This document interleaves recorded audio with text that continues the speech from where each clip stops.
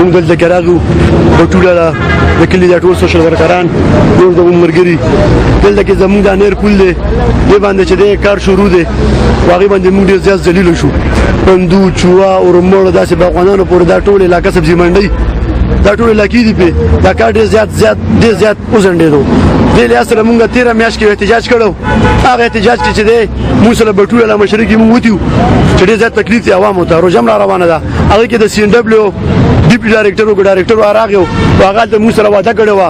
چې یاره دا کوم ټیکېدار دی هغه ټوله ملبه په ټیکېدار واچوله چې دی زه بلیک لیست کوم چې دې نه بعد دی چې د پل جوړ نه کړي نه ټیکه والي سی ان ډبلیو نه دوستانو دا مسئلې چې دی موږ ته وقتاً فوقتاً راځي خو موږ په دې باندې خبر شو چې دونه ذمهدار افسر راشي او هغه یو اجتماع مخکې ووایي چې دا پل به زه ټریفک دپاره 15 اپریل باندې چالو کوم نن تاسو وګورئ 15 اپریل تیر شو نن 17 اپریل دی ولته پل نامو نشان نشته موږ د بټوله په مشرۍ کې دا ټول ملګري سوشل ورکران زموږ د کلي ټول ځوانان راغلي موږ تاڼه کې د دې خلاف درخواست ورکړو ول د موږ دا خبره وکړه چې دې نه بعد که چېرته موږ سره غلط بیاني وشوه یا سی ان ډبلیو یا بل اریګیشن والا یا په دې پل باندې ټیکېدار موږ سره دې نه بعد داسې ډرامه وکړه بیا موږ د چمګني پولیس ته ویلې تاسو بیا موږ نه ګیله نه کوئ لکه ټول نه غټه مسله دی پل دا موږ احتجاج وکړو هغه خدای پاک زموږ هغه کار ټیک کو هغه باندې کار شروع شو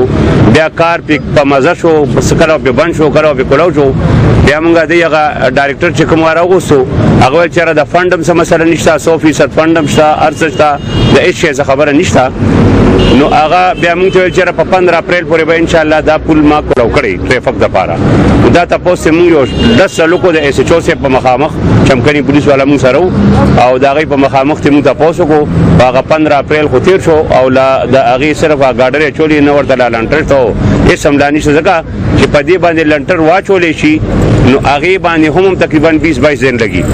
نو دې کې دای ما سره دا خبره کړې ده چې مونږه دا لانټر واچو دا لایټ ټریفک د پاره به دا مونږه یو هفته پس کولاو په دې باندې مونږ هیوی ټریفک نه پریدو او دا کم ورکوټي ګاډي لکه موټر شو یا رکشا شو یا موټر سایکل شو دا پیزي او ټرک ټرالي دا ټریلا دا پینځي نو ان شاء الله به دې ته انتظار کوو ګورو چې نن دلته زموږ اس او سیفتا اس پی سیفتا دې ته ویلي دي چې راځه ان شاء الله نن په کار شروع کوم د شپې نه او باقي دا چې موږ کله بازار شو کو هغه په ځکه سره د منو کاری به شروع کړی دی لکه شټرینګ والا په لګیا دي نو زم چې ان شاء الله کده دینه پس دا کار داسې دی په خپل طریقه باندې څنګه چې کم ټایم موږ راکو او وی نکو